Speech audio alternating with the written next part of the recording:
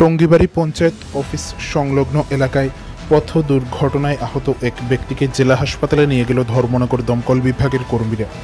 জানা যায়, গতকাল রাতে অর্থাৎ 24শে আগস্ট শনিবার রাত আনুমানিক 9টা 30 মিনিট নাগাদ উত্তর ত্রিপুরা জেলার জেলা সদর ধর্মনগর শহরের টঙ্গীবাড়ি এলাকায় পথ দুর্ঘটনায় আহত হয় এক ব্যক্তি।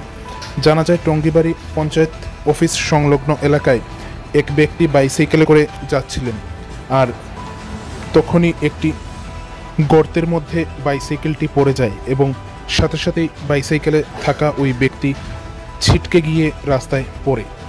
এতে গুরুতরভাবে আহত হয় ওই ব্যক্তি। জানা যায়, ওই ব্যক্তির নাম প্রদীপ দাস, বয়স 35 বছর।